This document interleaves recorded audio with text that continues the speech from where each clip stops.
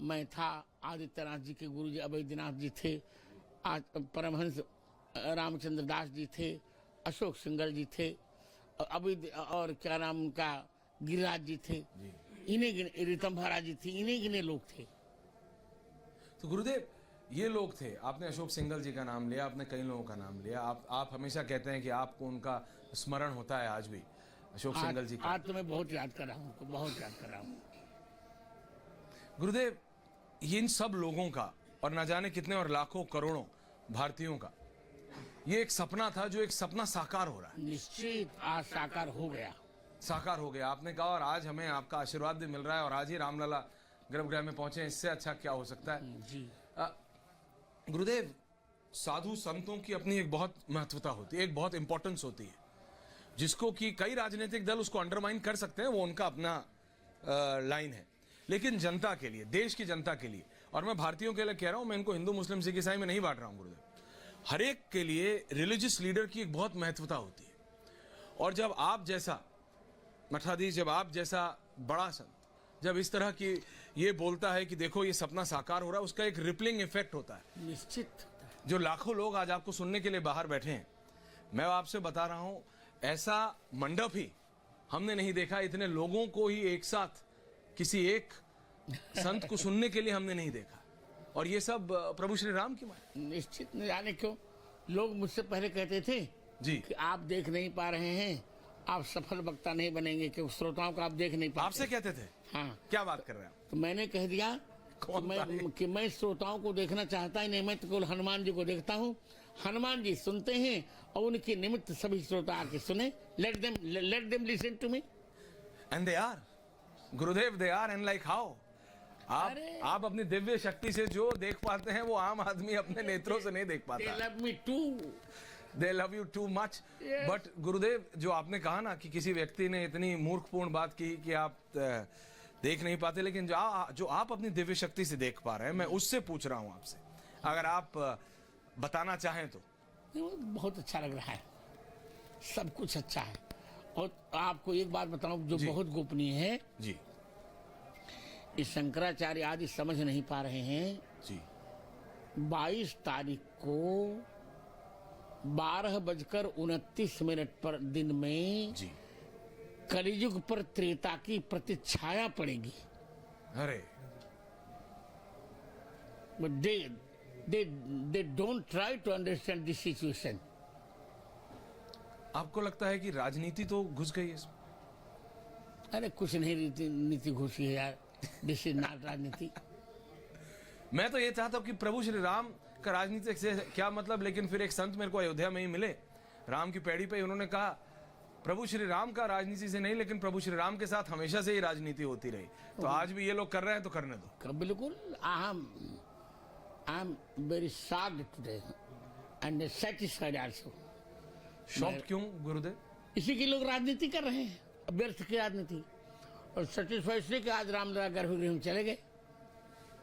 My Ramlala has entered his गर्भगृह today. I am very satisfied. आपकी खुशी देख के मैं बता रहा हूँ, जो लाखों लोग अभी देख रहे हो, अपने आप करोड़ों लोग आपकी खुशी देख रहे हैं। आपने सिर्फ एक आखिरी सवाल गुरुदेव, रामलला की मूर्ति आपने जैसी अपनी दिव्य शक्ति से देखी और जो एक्सप्लेन किया, कहा जाता है वही शिल्पकार ने उतार दिया। हाँ, वही उतार दिया, वही उतार दिया। हाँ जी।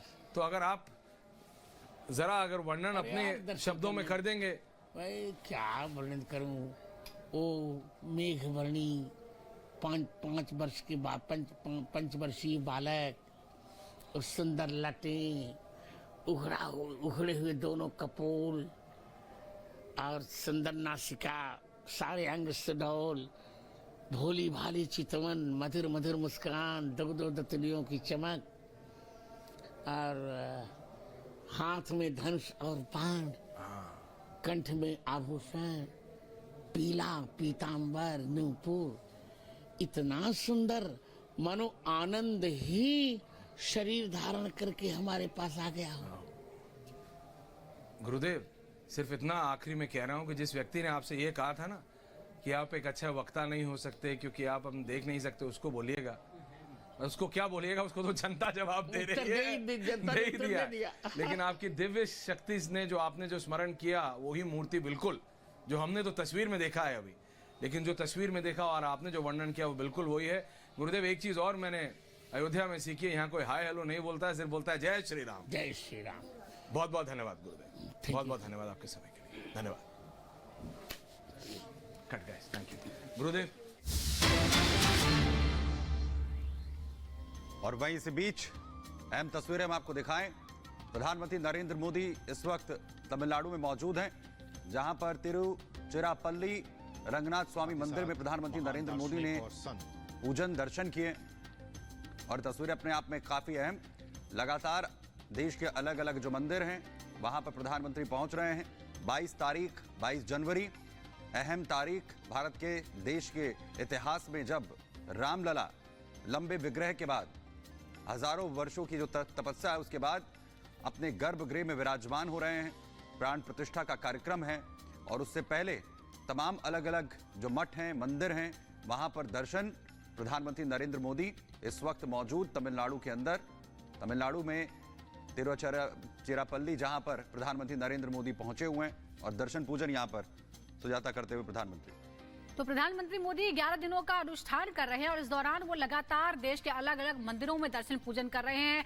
केरला में 2 दिन की यात्रा उन्होंने की थी और अब तमिलनाडु में मौजूद हैं। और ये है मशहूर तिरुचिरापल्ली का श्री रंगनाथ स्वामी मंदिर, जहां प्रधानमंत्री मोदी आज अनुष्ठान कर रहे हैं। दरअसल राम मंदिर यानी प्राण प्रतिष्ठा की जो तारीख है उससे 11 दिन पहले से अनुष्ठान की शुरुआत की, क्योंकि वो यजमान हैं और इस दौरान वो कई व्रतों का पालन कर रहे हैं। और देखिए यहाँ मंदिर में उन्होंने गजराज से आशीर्वाद भी लिया। देखिए ये सजा धजा गजराज यहाँ पर मौजूद है, जिसे खाना भी खिलाया प्रधानमंत्री मोदी ने और फिर आशीर्वाद लिया। किस तरह से गजराज से, ये देखिए, ये अपनी सूंड को सिर पर रखा प्रधानमंत्री मोदी के और अपना आशीर्वाद दिया गजराज ने प्रधानमंत्री मोदी को। तो प्रधानमंत्री जिस मंदिर में मौजूद है उसका इतिहास भी आपको बता रहे हैं। राजा महेंद्र चोल ने जीर्णोद्धार किया था। प्रधानमंत्री नरेंद्र मोदी आज यहाँ पर पहुंचे हुए हैं और इसी के साथ यहाँ पर श्री रामायण पारायण कार्यक्रम में भी हिस्सा ले रहे हैं। आपको बता दें कि विद्वान कंबा रामायणम के छंदों का पाठ भी प्रधानमंत्री नरेंद्र मोदी करेंगे।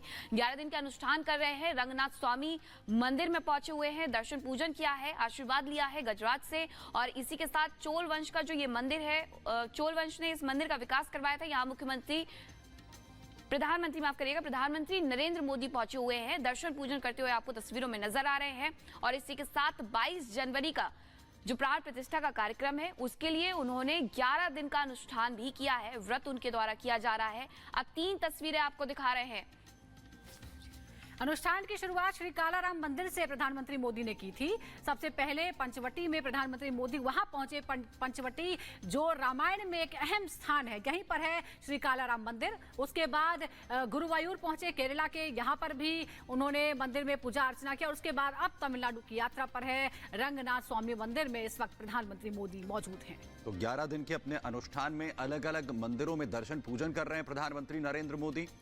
11 दिनों का जो उन्होंने अनुष्ठान शुरू किया प्राण प्रतिष्ठा कार्यक्रम के लिए, प्रभु श्री राम की जो प्राण प्रतिष्ठा 22 जनवरी की होगी तब तक वो जो कठोर नियम हैं उनका पालन कर रहे हैं और साथ ही अलग अलग मंदिरों में जाकर पूजा पाठ कर रहे हैं। और तमाम लोगों से, तमाम राम भक्तों से उन्होंने अपील भी की है कि तमाम जो मठ मंदिर हैं उनकी स्वच्छता का भी जो बीड़ा है वो उठाएं, वहां पर भी स्वच्छता कार्यक्रम जो है वो चलाएं। और इसी के लिए कालाराम मंदिर के साथ उन्होंने शुरुआत की थी मध्य प्रदेश में, जहां उन्होंने खुद पूरे मंदिर प्रांगण की साफ सफाई की।